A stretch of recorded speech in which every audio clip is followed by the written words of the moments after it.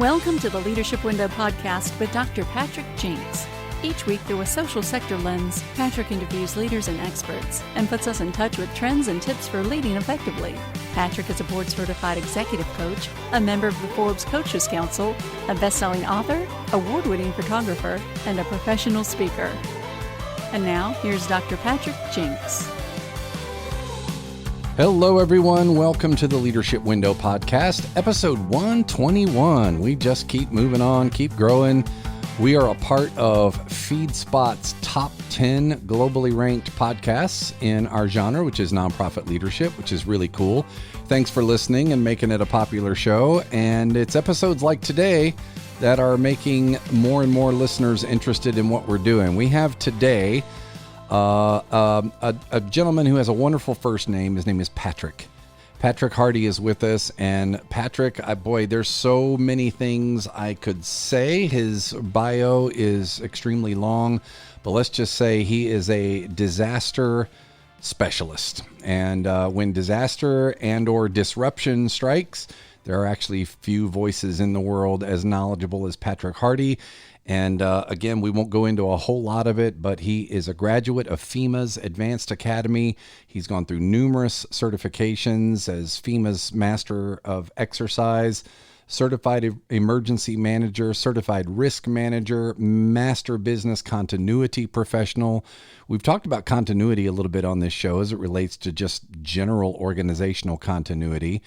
But Patrick specializes in, I'm interested in hearing a little bit more how he would put this, but from what I can tell in our early conversation and in looking over his book, it's sort of two things. It's a little bit about how to prevent a disaster, how to keep it from becoming a disaster, what to do when it does become a disaster. And I think what I like most is just the very proactive approach that he takes rather than, oh my gosh, it's a disaster. This is all happening to us and we're just victims of what's happening and we don't have any control. And it feels that way sometimes when you're in a disastrous situation. But I think this episode is going to help us all feel a little bit more in control of things. And Patrick's got a lot of resources, including a brand new YouTube channel that he's going to tell us about that's very unique and very special. Disasterpatrick.com is the website for anything you want to learn. All of the resources, his new book out last spring, Design Any Disaster. How about that? You get to design the disaster yourself. Patrick, I appreciate you reaching out. I appreciate the initial conversation we had. It made me excited about this show. Thanks for carving out time for us and welcome. Thank you, Patrick. I appreciate you having me. Yeah, and I appreciate that warm introduction. I'm definitely excited. Disaster preparedness is something I love very much. So I'm glad to be able to talk with you and be able to have a conversation with you. Yeah, today. I don't know how many people get excited to talk about disaster. You know, we've been through some of it. I've worked with nonprofits who have lost a major grant, and that's a disaster for them, or shut down of a major company in their community that's a big supporter, or organizations that have had buildings burned down or active shooter situations, or, I live in South Carolina and along this East Coast, there's this thing they call hurricanes, and those have hit and affected many of our nonprofits in many ways. Of course, everyone is still trying to figure their way out of the culture created by COVID, and that was a disaster. And so I'm just guessing that when we say the word disaster in your work, it probably covers any kind of disaster you can imagine, but I'd be interested in knowing if there are specific kinds of disasters that you find yourself involved in more than others. Tell us about what you're doing and how you got here. Well, disaster management as a traditional discipline really categorizes disasters into three major categories. So you have natural disasters. We all know what those are. Earthquakes, hurricanes, fires, and fires that are naturally caused, not arson fires, obviously. Wildfires, volcanic activity, seismic activity of all kinds, tsunamis, etc. Then you have technological disasters. And I think a lot of people forget this one because technological disasters are things like power outages, hazardous material spills, transportation accidents. You have a plane crash or train accidents. You hear about those. What happened in Baltimore with the bridge? Yeah. That's a technological disaster, right? That was not intentional. That was not a belligerent activity. In other words, it wasn't some sort of terrorist attack or some sort of attempt to make a political statement. And they crashed the bridge. Matter of fact, just yesterday, they finally allowed the ship to leave. And it had been in port. The ship that was actually involved in the collision had been sitting in port for a very long time while the NTSB was investigating. And then you have the last kind, and it's the kind we don't like talk about, what we call security emergencies. So mass shootings, acts of terrorism, acts of warfare, like what's going on in Ukraine or what's going on in the Middle East, those would be obviously acts of war. Even if we don't consider it warfare, it doesn't matter. If it involves a military of some kind, we consider those security emergencies. And the reality is most companies deal with security emergencies that are small comparatively. So they'll have trespassers, people who are trying to break into their businesses. This happens all the time. I work with a lot of retail businesses. And when they think about people trying to break into their companies, that's obviously a big deal. And then it also involves cyber attacks. So a lot of small businesses forget about cyber attacks. So that's the other thing we talk about as well. So those are the three kind of major categories, but I deal with all kinds of emergencies. So just like you said, I think, Patrick, you categorized it very, very well, is that I get phone calls all the time. I get people who call me and say, Patrick, I have this going on. How do we handle it? And every industry is a little bit different. So for example, I work a lot with the beekeeping industry. So I work with a lot of apiaries, which are bee yards. These are sort of commercial beekeeping operations. And they'll have a queen that will die, or they'll have a hive that'll suddenly collapse. And those are disasters. And those are things we wouldn't consider a disaster. No other business would see it as a disaster, but to a company that is a professional pollinator, that's obviously a big deal. A more humorous example, and I tell this to people a lot. I said, one night, well, about 3 a.m, my 24-hour emergency center got a phone call from one of our outdoor hospitality clients. They ran this RV park, and they had internet, and their lot was filled. And as I said, they suddenly called us 3 a.m. and said, hey, we're having a disaster. We need some help. And so the representative I had on the line said, well, what's going on? And they said, the internet's out. And everyone tonight is trying to stream the last episode of Game of Thrones. And now all of a sudden, nobody can get on there. So I'm fielding 100 calls from all my guests who can't stream Game of Thrones. And to them, that's a major disaster, right? It's a subjective term, I guess. I guess it is, right? So you have a lot of people who are sort of professionally transient and they really enjoy RV. They're either semi-retired or whatever. That's where they get their home internet. So when that happens, they call the park and say, fix this. And so they called us and said, can we activate our disaster plan? We say, of course. And so that's the kind of disasters that people tend to deal with. It can from the very dangerous to the benign to the absurd. So what was your path to get into this? Did you experience a disaster and say, hey, I want to figure out how to not experience this again? How did you get into this work? Well, it all started really when I got on the swim team in high school. So I became a swimmer in high school. And so I was the long distance guy. I was the guy that did all the events that no one likes to do. I did the 500, I did the 1,000, and I did the mile. So I did these really long distances, and it wasn't very good. I was pretty bad. I mean, I really liked swimming, and I was a good swimmer, but I was not competitive. I mean, at the time, I was only 5'6". So, I mean, you're not going to be able to compete against guys who are 6'2", 6'3", have been doing this since they were little. And but I still enjoyed it. At the end of the time on the swim team, at the end of the season, a bunch of guys said we're going to go out and be lifeguards. And so I said, great, I'm going to go be a lifeguard. And so because I swam these really long distances, it was an open water lake. You had to swim all the way across the lake. That was part of it. You had to swim across, then you had to run around, you had to sprint, you do this whole thing. And I was in better shape than virtually anybody. And so I became a lifeguard. And then at the end of the lifeguarding season, a bunch of guys said we're going to go be EMTs. And so I went to be an EMT and then a medic. And then I went to college. And I studied political science. And right when I graduated, the year I graduated was Hurricane Katrina. And I decided to put together my vocational background in EMS and my background in politics, studying political science and studying these things, and putting those together. And I wrote a letter to the governor of Louisiana saying, my name is Patrick. I have no political connections. I'm kind of a nobody, but I really did well in school. I graduated top of my class. I would love to come over there because I think emergency management is something that I can make a difference in. And I got a phone call back saying, we've never received a letter like this. The governor would like you to work with her chief of staff in the governor's office of Homeland Security. Would you be interested? I said yes. And I was on an airplane. And they said, you're going to get paid $1,500 a month. You're going to get free room and board.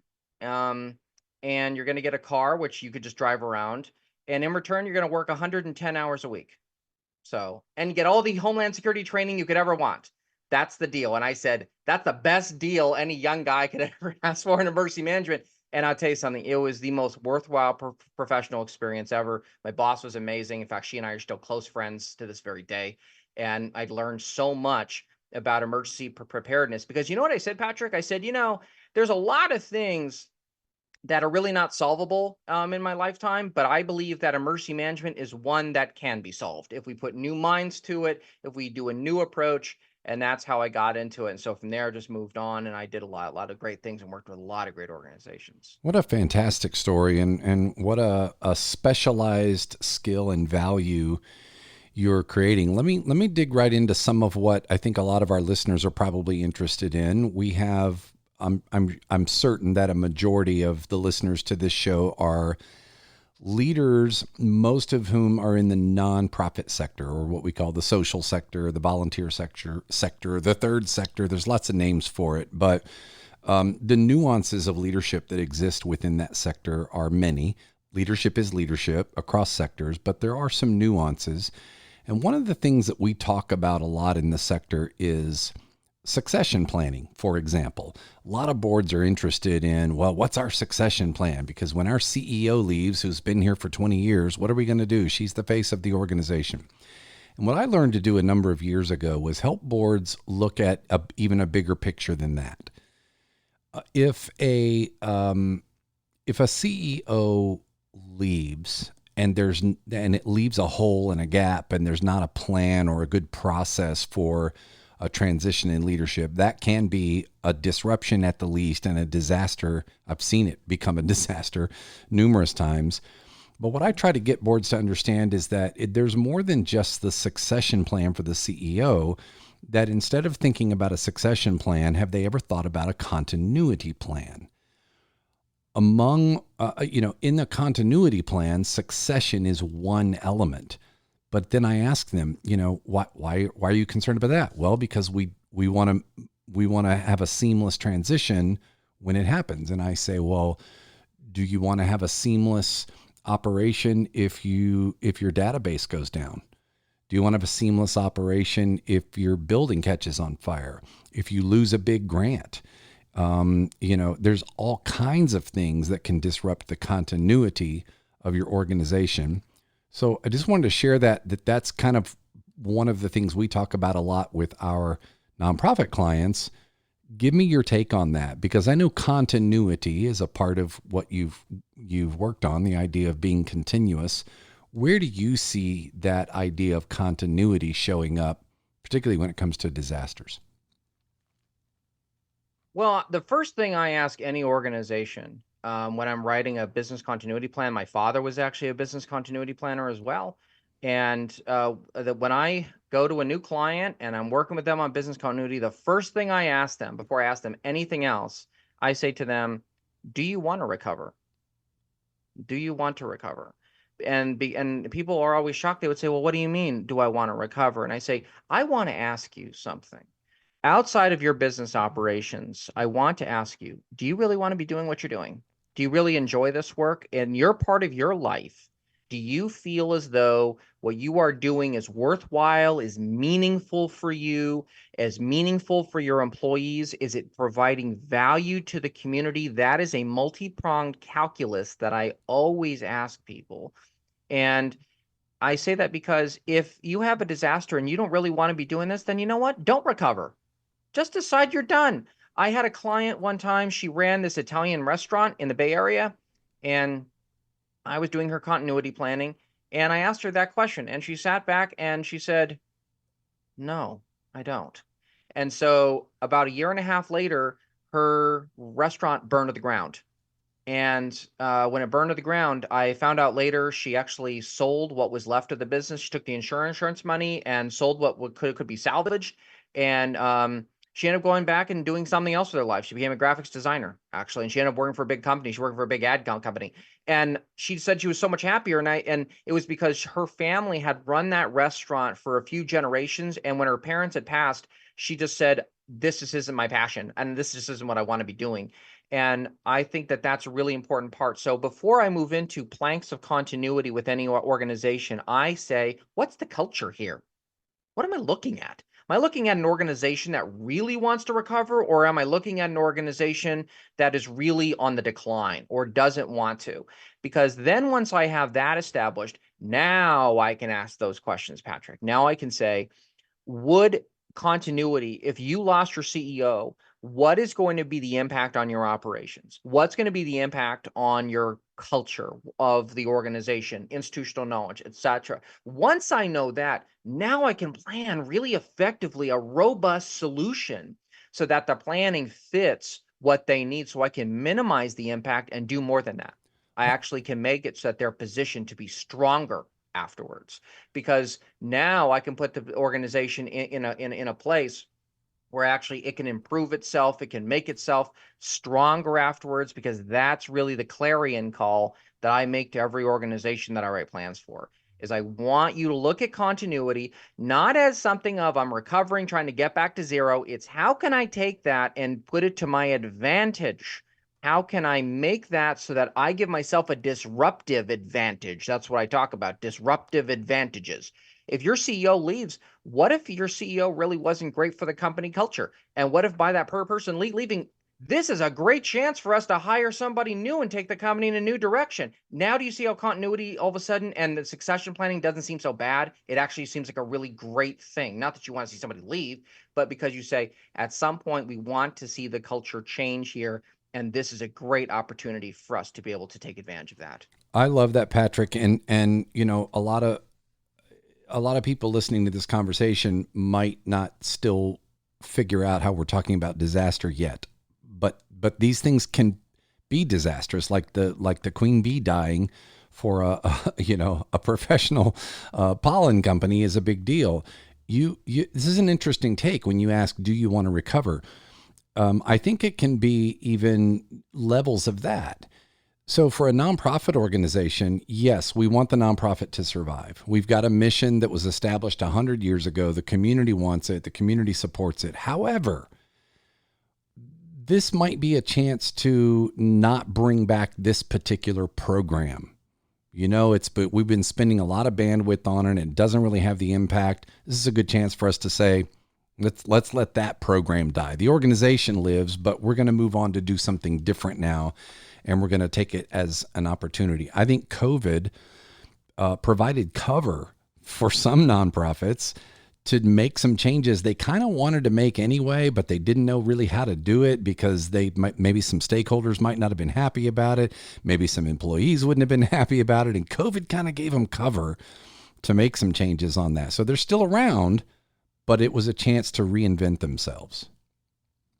Yeah, you know what? I think you hit it perfectly on the head. That's why I was nodding. I know that no one can actually see us, but one of the things is I thought that to myself was I went to my clients during COVID, and clients were complaining and they were sad, and they said, and I said, guys, listen, this is an opportunity for you to do something that we've always talked about in our professional life. How many times have you heard people say, gee, I wish we could just stop time for a week and a half so I could reset and rework my business? Well, guess what? This is the reset. Now's the time. Now is your chance to do all those things you could never do before, because guess what? You're not in business anyway.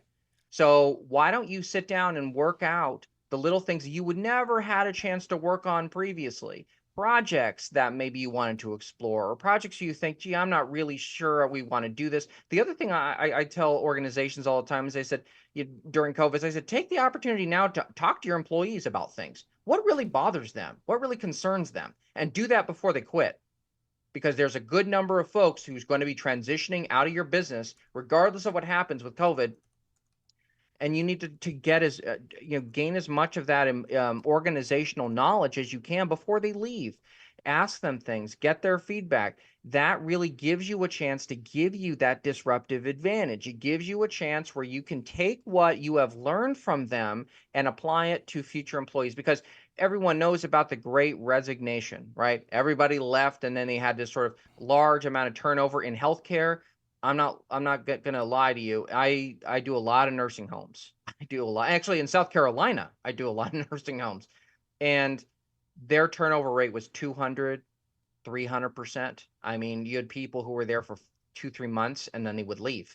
And so I told them, I said, now's the chance for us to get, I mean, there are people who left who maybe weren't so great for the organization. Now that's not so bad. Great. Now we get a chance to hire people we really want to have in there, or we get a chance to change policies we never could have changed when we're doing business on a day-to-day basis. And lastly, and this is the other thing I tell them all the time, you know how you tell me constantly that we never get the chance to do the disaster plan, you never have time? Well, guess what? You have time. So let's write the disaster plan now. Let's spend the time. I tell you, we probably finished more disaster plans in 2.5 years than maybe we'd finished in the previous 4.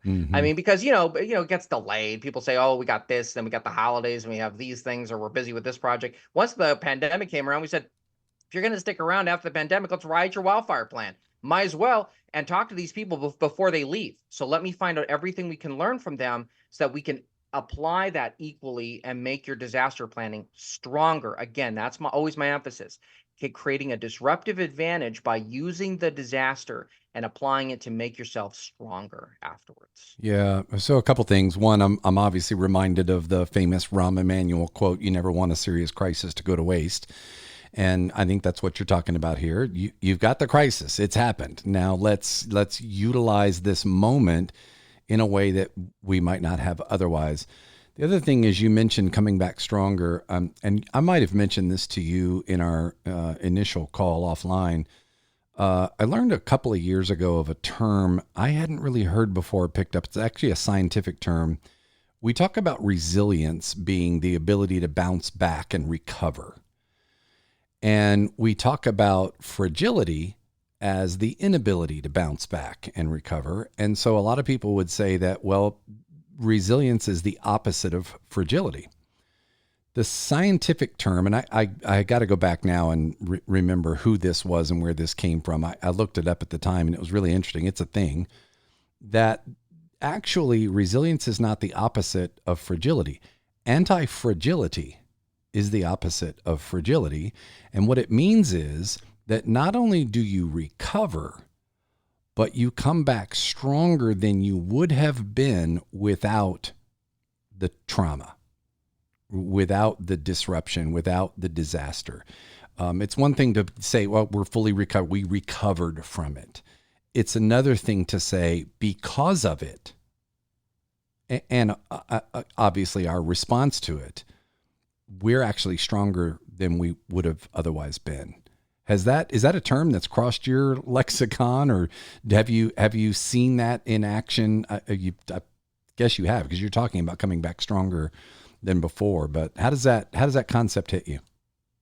Yeah, because one of the things I do is I lecture a lot in front of mental health professionals, so especially graduate students. And I tell them about anti-fragility because I say to them, you're talking to clients about that things that they're dealing with shocks and stressors and volatility, and the general zeitgeist of the world is such that things seem uncertain, and the pandemic only made that worse.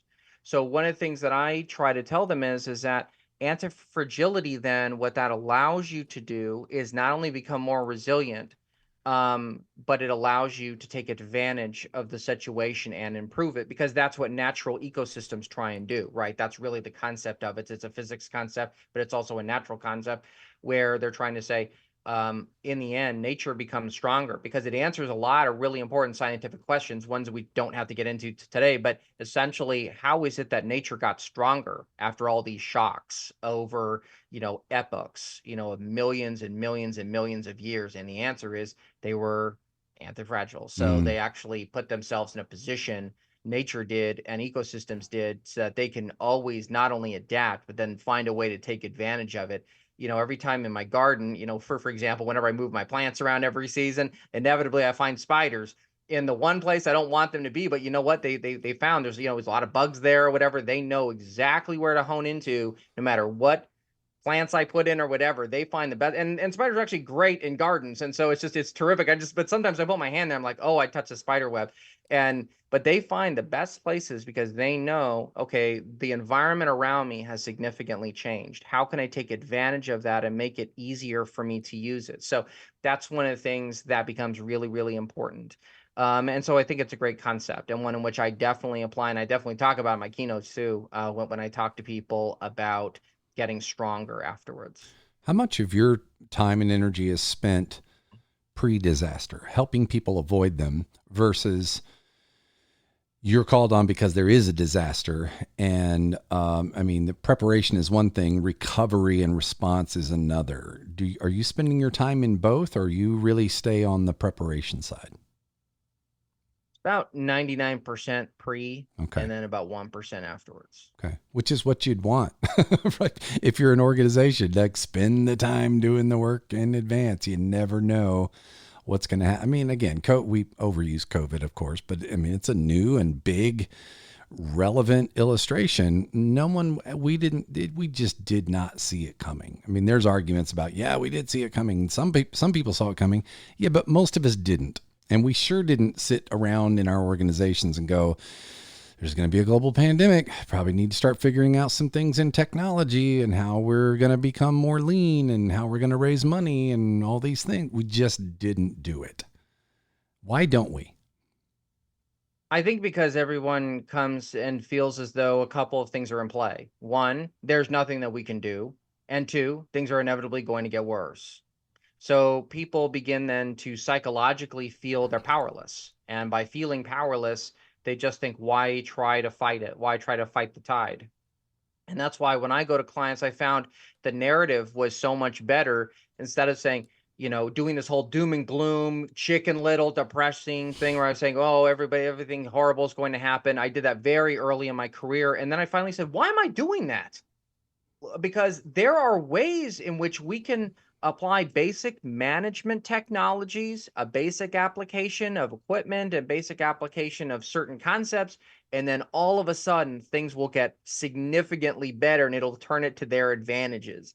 And so, but you have to apply it. I mean, in my book, for example, I talk about that in chapter 15, where I talk about a native tribe who lives at the base of this volcano. And the Indonesian government used to come up to them all the time and say, listen, we've created this evacuation plan. We're happy to relocate you. And the natives said no, to the shock of national emergency management authorities. And they said, why would you do that? And they said, because we live in harmony with that volcano. Because when that volcano erupts, yes, it covers all the fields. Yes, it destroys all the homes. But you know what? Afterwards, we build homes stronger, and it helps to it helps to refertilize the crops and the land, because otherwise they live on an island. And so they utilize that as an opportunity to get stronger afterwards and to rebuild. And it's sort of a very natural process. And that's one of the things I think sometimes people forget, is that they're so used to seeing things in a certain way and they don't want to see anything happen to it. But if it does, I say to people, use that to your creative advantage. Use that disruptive advantage. That's why when I go to corporate leaders, I say, use the disruptive advantage so that you can get an edge on your competitors. Because if you're closed, they may be closed too. And if you're only having a natural hazard occur where you are, so you're just having an earthquake and they're not, they're going to take advantage of that. So you need to put yourself in a position where you are constantly able to take that volatility and use sort of a parabola. So you're sort of like putting yourself where you seem to be going down, but in fact, you're actually improving yourself and improving your operations in the end. Well, when you use the word disruption, you get into change leadership as well. And one of the concepts we often come across in our leadership coaching is, change management, and people saying, how are we going to manage change? Well, to me, in my experience, and I'm pretty simple-minded on this, there's two aspects of that. One is, how do we respond to change when it happens around us and to us? That's change leadership. But also, when is it appropriate for us to actually create the disruption? that we want to initiate a change. So I'm not talking about we want to create a disaster, of course, but for some, when we create a disruption, small or large, for the purpose of nudging the organization to the next place, to some people that does feel like a disaster.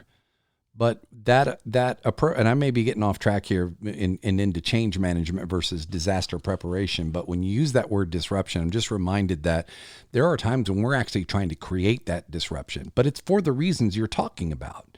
It's because it's going to require disruption for us to get to next level, next scaling, better place. Because what's got us here. It's not going to get us there. It is. Yeah, that's absolutely right. And in fact, when I talk to business leaders, that's exactly what I say.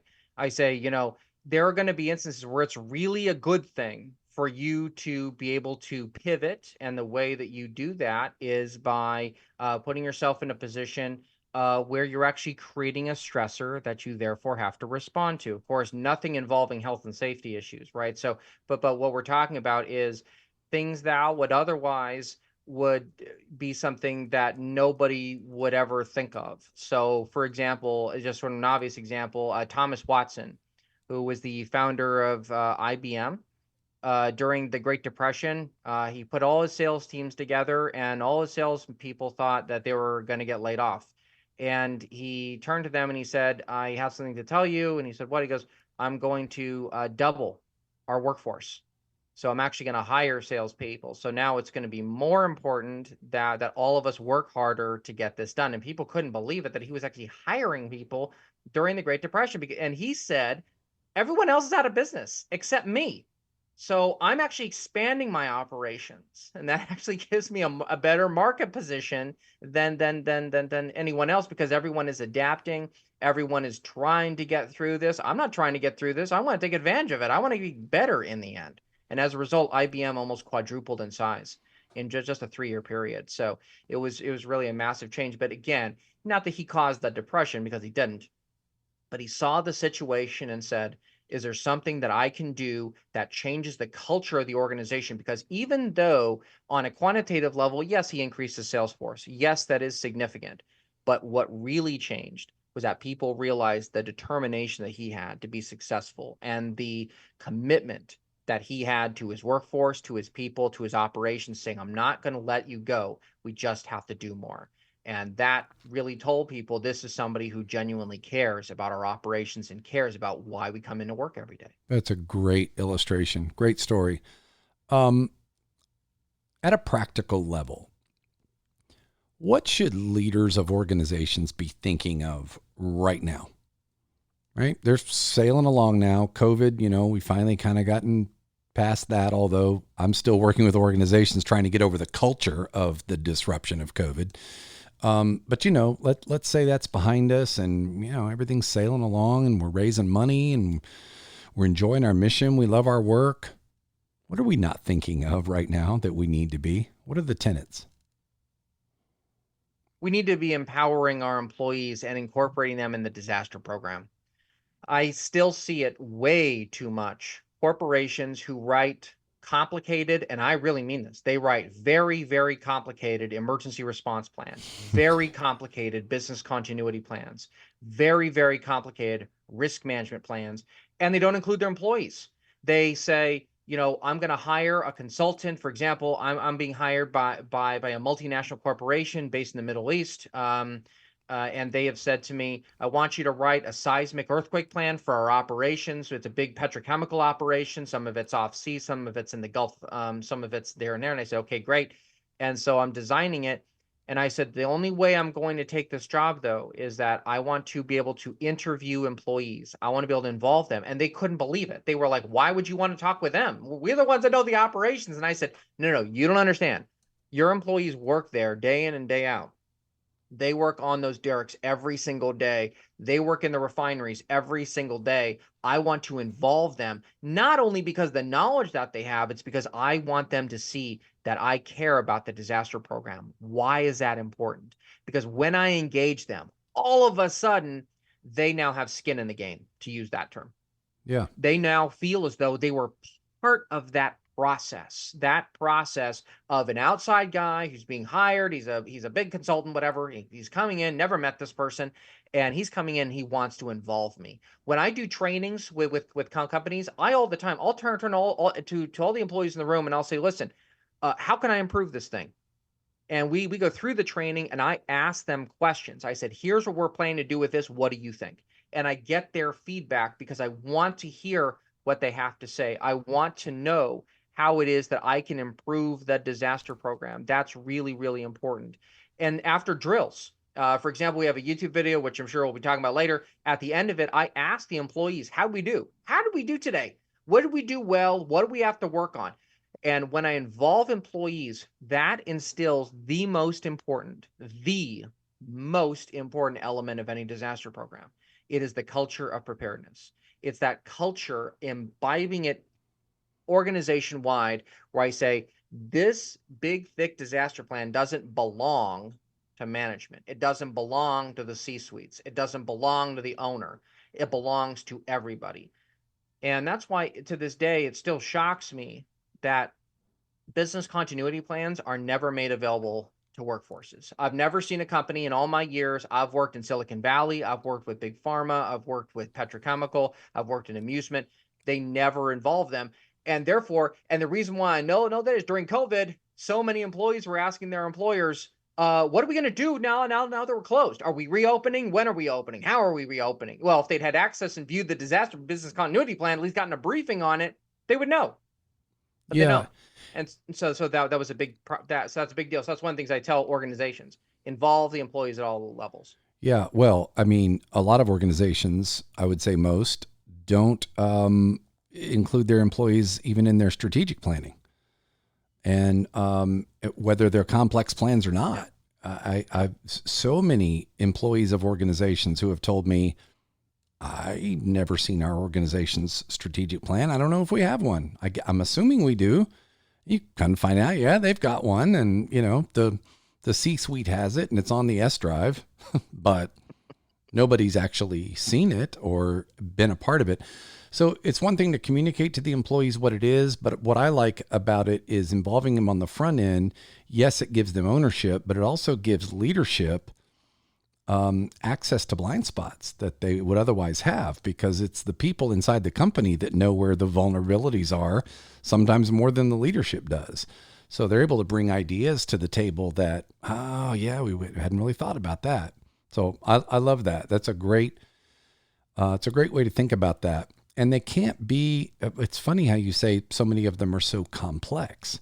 I mean, in the middle of a disaster, that's not the time to be struggling to even figure out what this plan is even saying, so it needs to be pretty simple. Yeah, and I actually turned down a client one time in Silicon Valley who hired me and said, okay, I want you to rewrite this particular portion of our disaster plan. And I said, sure.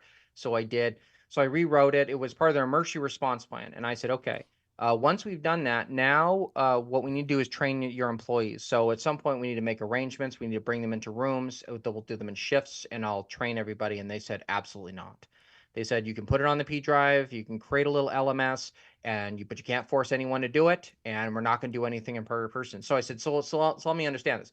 So not only are we not going to do a live training at all, we're not going to do that at all, but that we're putting it on an LMS, which maybe some people will look at, but by the way, unless you force them to, most people are not going to glance at it at all. So we're not even going to be doing this. And they said no. And if that's a no-go for you, then we're just not going to take you. And I said, that's a no-go, and the reason is because most folks forget disaster response is a kinesthetic process. It is a process that involves doing, touching, action.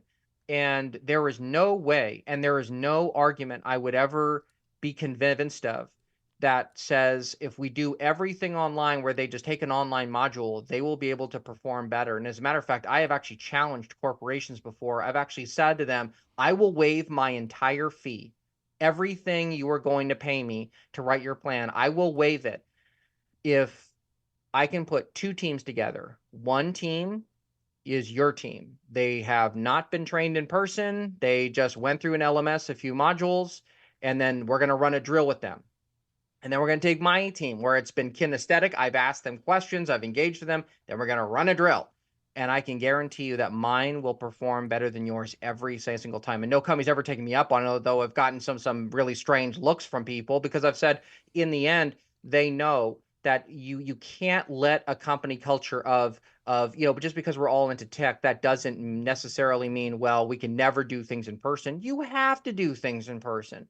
That's what disasters are about. Earthquakes are about moving around. Evacuating is a human process. There is no AI that can do an evacuation on your behalf. There is no AI, even in the imagination of tech people or doing top secret projects. There's no way that you can simulate doing an evacuation without actually doing it. Same with a shelter in place, same with a lockdown, same with, a tornado response. You have to do it. That's the only way it makes sense. Because if you don't, it doesn't make any difference, whatsoever. Because if it were true, I used to train EMTs.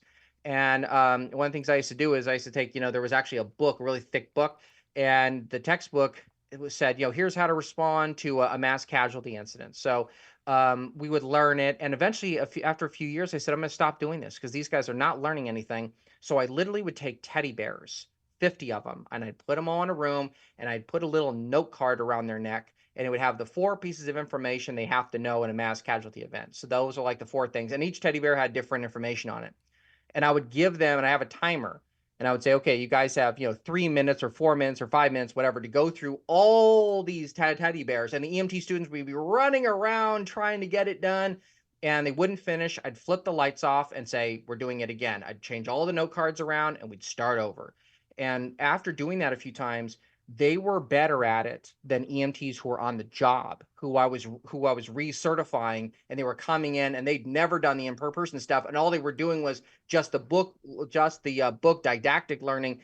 The people who actually did the kinesthetic work performed so much better because by doing it, it makes a big difference. So to business leaders, I say to them, you've got to involve them physically in the room, having them do things kinesthetically. You will see a massive difference in how they perform in a disaster. Yeah, that's a great sort of overarching principle for what leaders need to be thinking about right now. Are we involving our employees, giving them ownership, training them in advance, going through those drills that we think are, a waste of time? What about when the disaster hits?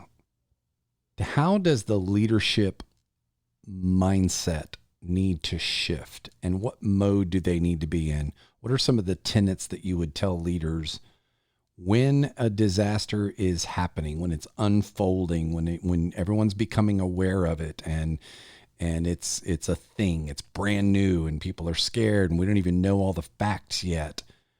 What's the leadership mindset at that point? Well, the first person who should be in charge is the first person who finds out about that disaster. That's the first thing. So if you're having an incident on property, right, or in your offices, you have a fire, you have somebody's breaking in, something's happening, that person who discovers that disaster, that's the person in charge. Because that's the reason why, if employees feel like I can't do anything, I am paralyzed with indecision because I need to talk to my bosses, or I have to speak to the general manager, I'm not allowed to have freedom of action, then all of a sudden, for a while, you have a disaster where no one's in charge. Because from the time the disaster was discovered to the time in which she was talking to the manager and the manager actually does something, that period of time is just as chaotic as before we knew anything was going on at all.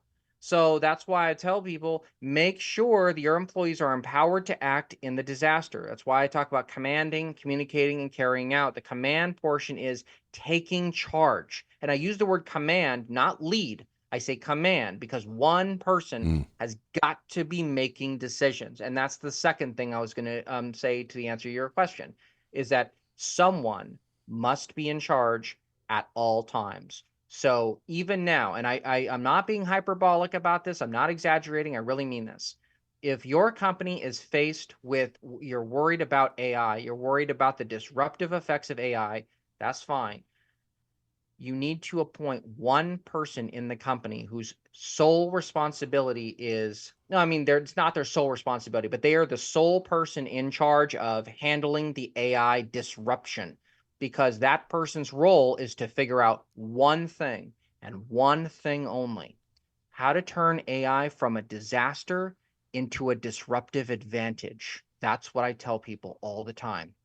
Take that as that opportunity. And the reason why I say put one person in charge is because it really helps people to have a point person, someone who we know that is what they're doing all the time. So I remember being an economics student when I was young. I learned about something called the tragedy of the commons, and it's a story that has stuck with me ever since. Patrick, I don't know if have you ever heard that story before? Have you ever heard this parable before? Yeah, go ahead. Yeah. So anyway, so there's essentially this plot of land, and it has a lot of vegetation. It's beautiful. And so one day, there's a bunch of farmers who say, we all want to be able to have our cows graze this land. And so they say, well, who owns it? Well, nobody. The three of us will each, quote, own it collectively. And the cows go over, and very quickly they destroy all the grass. They eat it all, and there's nothing left. But there's a second plot of land where one person owns it. One person owns it. And what he does is that he has his cows grazing that land, and they only graze a certain part of it. He doesn't destroy the whole field because he wants it to rotate so that eventually you constantly have the vegetation going.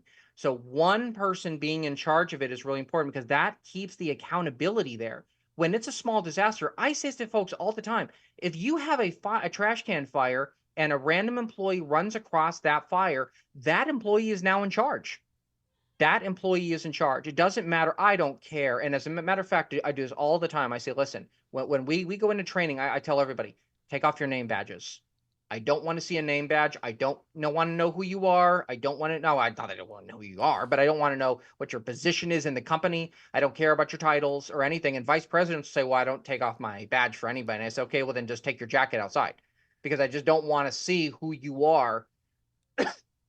I want to know how we can work collectively as employees to focus on a problem or a stressor. And when we look at the disruptive effects of whether it's a technology, whether it is a succession issue, if the CEO is really going to leave and people are really agitated about that, put someone in charge. Put someone in charge of just that, so that employees can go to that person and say, these are my concerns. This is what I'm worried about. That's feedback you want to hear. We talk all the time about our employees are our most important resources. So why are you cutting them out of the conversation? Involve them. And the person who they're talking to, it doesn't have to be an EVP. It doesn't have to be a COO. You can make it a manager that everyone really likes, so that someone is at least acting as a liaison and working on this problem actively, so that they can get this information, but high enough in the company where they can influence policy. Because the last thing you want is a bunch of employees providing you with sort of the cacophony of feedback and then turn into nothing, because employees will notice. They will notice. And matter of fact, when I've talked to bosses before, we said, okay, Patrick, I'm glad you have these folks talking to you about the disaster plan. I don't really want to hear about it. And I go, that's not going to happen. Like, if they say something to me that I think is worthwhile, we're going to put it in the plan, because they know what's going on day-to-day basis. You're gone half the year because you're traveling, you're doing this, you're going to CEO conferences, which is wonderful and it's great. I'm a CEO myself, so I totally get it. But in the end, these are the people who are here 8 to 5, 5 days a week. They know what's going on here, and I'm going to hear what they have to say and incorporate that into the planning. So that's really why it's so important to put someone in charge and have people involved every step in the process. So I'm hearing two different person in charge tenets from you, and maybe I'm hearing, tell me if I'm not hearing it right. So there's one thing to say that you're in charge of the executive transition process. Okay. And everybody knows that's the person in charge for the succession plan, the executive transition process, and all the limbo time during the transition. This is the go-to person about where we are and the decisions. Mm-hmm. It's another, or you're the person, dealing with the AI thing, but it's another thing when an unforeseen disaster, I mean, go the ranks, the fire in the building, the active shooter, the whatever. And because your first thing was the person who encounters the problem initially is the one who needs to be in charge. It makes me think of the Ritz-Carlton and their famous customer service stance, where every employee of the Ritz-Carlton, if they come across a problem that a customer is facing, they own it. And so they're given the empowerment to, make the decisions, even give a free night or whatever to that customer. Even if they're the housekeeper, they have the capability of doing that. My question is there a time, I can't imagine there not being, but I might not be seeing it right. Isn't there a time though where, okay, I see the problem, I'm going to make some initial decisions. I'm going to alert people. I'm going to direct people out of harm's way. I'm going to do whatever. But then there comes a time when, okay, now somebody else takes command. But it's clear of that because maybe this person isn't qualified to take the next steps or think of the next execution or have the leadership chops to, to pull the rest of that off. So when you say the person who encounters the disaster is in charge, I'm imagining that can only be temporary in many cases. Yeah, it is. And it's intended to be that way. But the purpose, the reason why I say that is because someone should be in charge at all times. Right. There should never, ever be a time where vacuum. Someone isn't in charge, right? So once you have someone in charge, but you're right, over time, you can then pass it on to someone else. So for example, business continuity plans, if any of you have ever seen one before, these are long, complicated, drawn out processes. They require vendor interactions and they require high levels of executive privilege to be able to execute a lot of these steps. But there is a bandwidth of steps that employees can handle without executive leadership. That's why you have a plan in the first place. But then once you get to that point, Patrick, you're completely right. Then you can get to this point where either one of two things happens. One, you have a higher level person arrive on scene and they actually can say, no problem, brief me, I'll figure it out. I'll take the binder from you. Yeah, okay. I'll take it from that's here. What I'm thinking. Or plank number two. Well, and you're right. But plank number two is they're not there, but they can authorize it over the phone. Yeah. Because when I was an EMT, for example, I'd be on the field. There were times where I was a long way from a hospital and I would be on the phone with a nurse and the nurse would say, I authorize you to do X, Y, and Z. Just do exactly as I ask you to do. That is outside my scope of practice, but they say you are allowed to do it as long as I am on the phone and I am telling you what to do. She's in charge, but really I'm in charge because I'm the one that has to execute these things. But she acts essentially as like a prime minister, almost like, I was just about to say somebody who's like directly advising you, like almost like a Jiminy Cricket in your ear, telling you, here's how this has to go. But those are the two things. But what I don't want to see happen is what happens an awful lot where companies say, I don't trust employees. I don't want to have them do anything. Just wait till I arrive. Yeah. That doesn't Okay. That makes work, sense. and that's proven not to work, right? But you are absolutely right. That is the next obvious step because in like IT, I mean, you're not going to have a line employee handling, information technology issues, right? You're going to have a specialized manager doing those things. But if someone doesn't at least start the process, you lose a big advantage in time. Well, it does seem obvious, but I just didn't want to have it go without saying. I mean, I figured that was the case. I just didn't want to make the assumption for people listening going, well, wait a minute, you mean that person's now in charge of the whole thing? Well, so in a moment and in context, and as long as there's a handoff and there's no vacuum, but again, the continuity plan outlines all that. There's a whole process for that. So that makes good sense. We use an illustration a lot when we're doing DISC assessments. So DISC is the, leadership behavioral assessment we do for leaders. And, long story short, a high D is the command and control. They're decisive, they're direct, short answers to short questions. And then you have people like high C's and high S's who are more the nurturing and distributed leadership and, get it right and be accurate and take your time and follow the process. And so we talk about an extreme illustration of you're in a meeting in your training room and the fire alarm goes off. Well, that's not the time to put flip charts in corners and divide your team up and say, okay, let's all figure out what we believe might be the best solutions and what's the best plan of exit right now, and how should what are the things we should take with us, and what are the things we should leave, and where should we meet outside. I want to get everybody's ideas, and we'll compile them, and we'll come to a consensus. That's not the time for that kind of leadership. That's the time for somebody in that room to say, grab your laptop and your phone and let's follow me. We're going out this door. We're going out to the south parking lot. Follow me. Don't hesitate. Go now. Right? Yeah. I mean, and then you're absolutely right, because what I tell people, it's like disaster response by committee.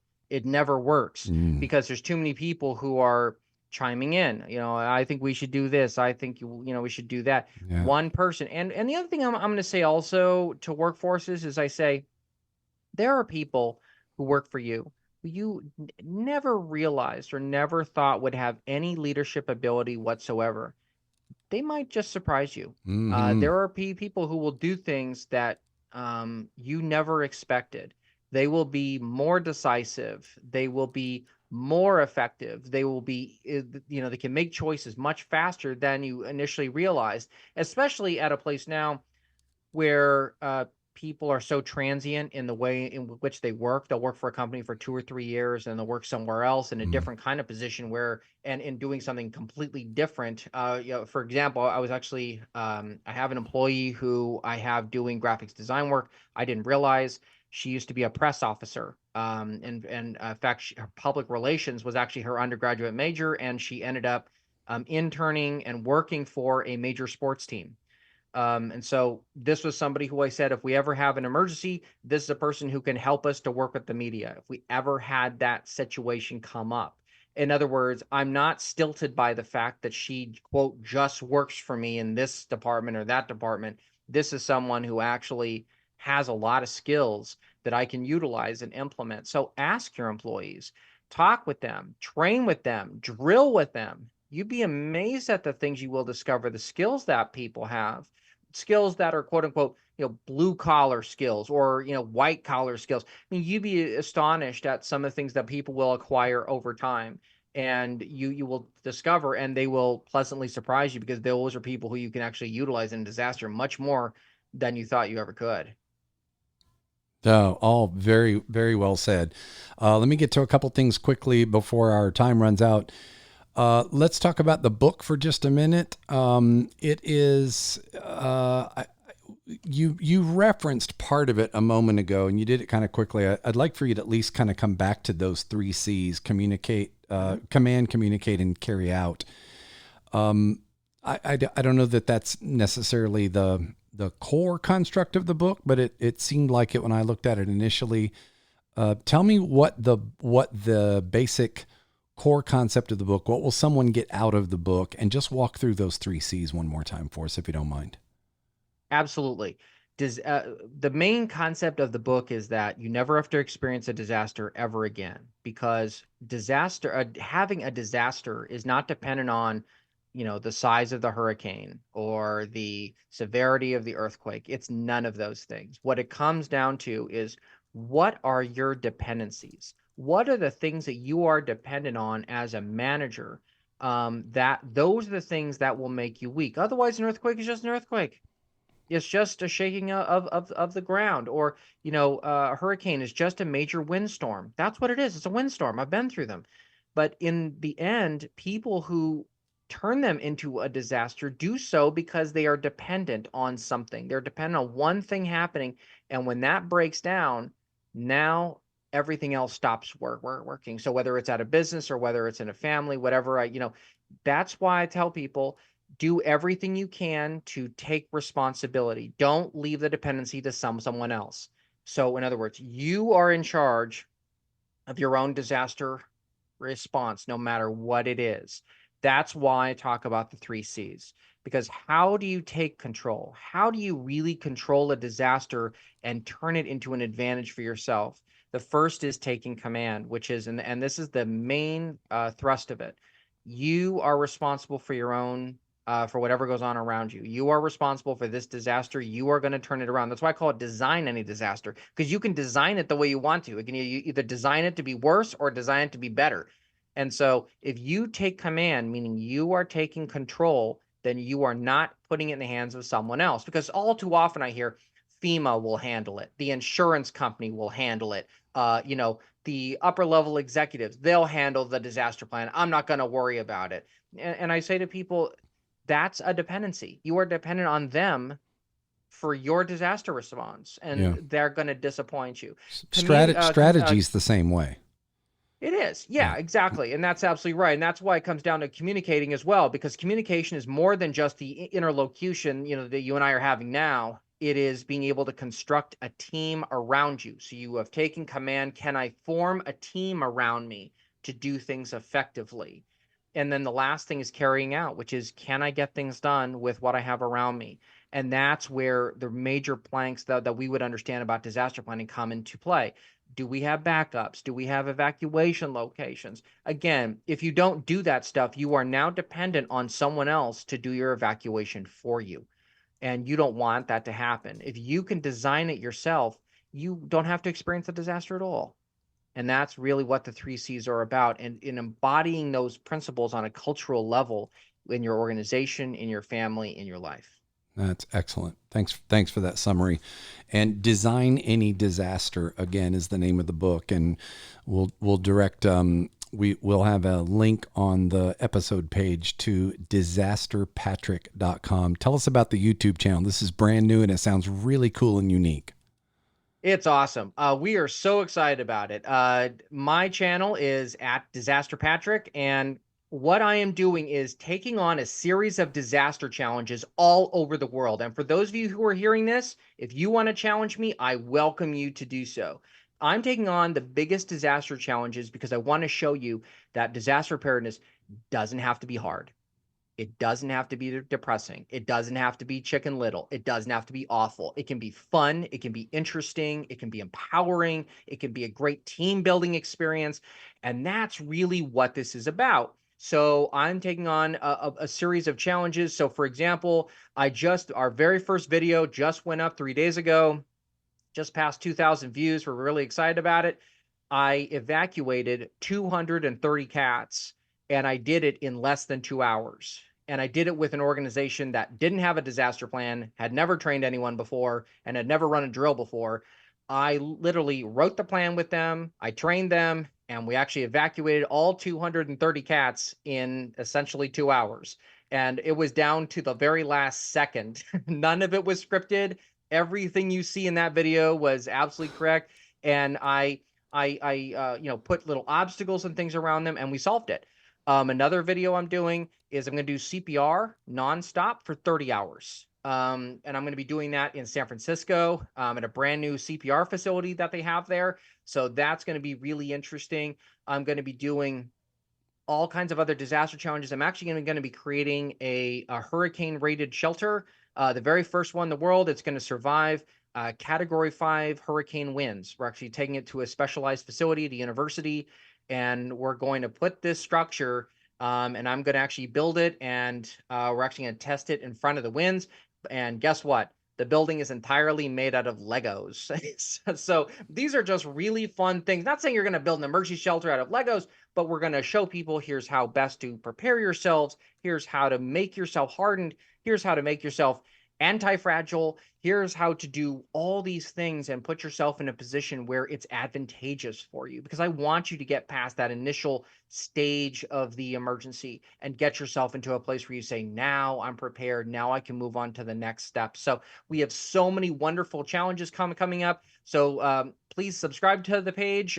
We've got dozens of videos coming through now that we've done this first one. We're going to do about 3 a week. So we've got a lot coming out, and then it'll go down to 2 a week for a while. But we've got tons of challenges. It's going to be really fun. That really sounds fun, like Patrick. it could be more than a YouTube channel. It sounds like it could be a Netflix series or something. That sounds amazing. Fun stuff. Well, we're hoping so. I mean, it'd be great because bet. we think that we want to make this mainstream. I just want to show people. I'm so enthusiastic about this. I want people to know that you can do this stuff, and just to prove it, I want you to challenge me to do it, because I'll show you how to do it. Because in the end, the purpose is not to shock and awe. The purpose is to show people you can be educated on this. it doesn't have to be boring, because I want more than 3% of America to be prepared for disasters. I want Yeah. to flip that switch so that we have a statistic where most Americans are absolutely prepared for disasters, because that is how we can effectively attack this quote unquote age of disasters. Yeah. So I know you do keynotes and trainings and these different things. In terms of what you would call client work and the work that you do most, who should call you? Like, you should call Patrick Hardy if fill in the blank. If you mean as far as titles go, or No, you mean if just there's a like who is it you're mostly helping? if Who's your you who's your ideal have client? Who's your profile client? Well, if you want me to change the culture, if you are interested, if you are a business leader of some kind, so I'm going to put this strictly within business terms, so Good. not necessarily within the channel, but within business terms. If you are interested in creating a disaster culture that is positive, that is empowering, that is innovative, and that is really interesting and fun, and one that engages everybody, then call me, because I will do a training there. I'll do a keynote. I will engage people. I'm a very effusive, dramatic guy. Go on my website. I've got a video up of me speaking. I've been a competitive public speaker since I was a little kid. I just really enjoy it.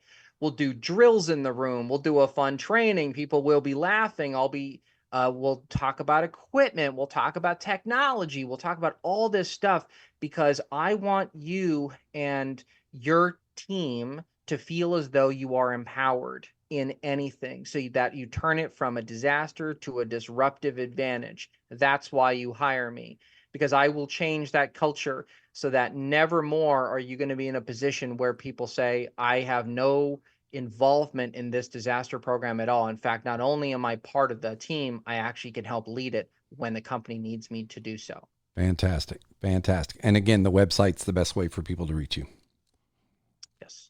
Yeah. Two questions, Patrick, as we sign off, that I like to ask all my guests. And the first one is, I love to hear stories of, just brief stories of the leaders in people's lives that have had the most impact on them. And I hear some just great stories. They're inspiring. Who comes to mind for you as that leader, whether you know them or not, whether they're past or present, who you would say has had a profound impact on who you are as a leader today and what your point of view on leadership? Well, there's a lot of people I've had in my life who have had a massive impact on myself, but there is one person who I have never met and I will never meet, at least in this lifetime. It's Harry Houdini. Hmm. I think that Harry Houdini is, to me, he's really my spirit animal in a lot of ways, because he was somebody who said, magic doesn't have to be this compartmentalized, very sidelined kind of discipline. It's mainstream, it's fun, it's really engaging. And a lot of the things he did in public, because he was an escape artist, he loved escaping, because he wanted to show people that magic can be interesting and empowering. He wanted people to feel like no matter what, even if you are chained up and you are placed into a chest and locked with a strict padlock, and then you're thrown into the bottom of a lake, even then he could get out of it. And that kind of inspired people at a time in the early 20th century when the world was changing fairly dramatically.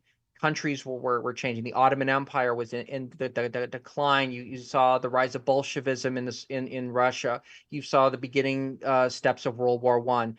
And he gave people a feeling and a sense that we can accomplish things. An individual can do amazing things. And that's what I really feel like. I'm sort of a showman in emergency preparedness, because I want people to see that cultural change, because that's how it goes. And when I saw him, I've read a number of biographies about him.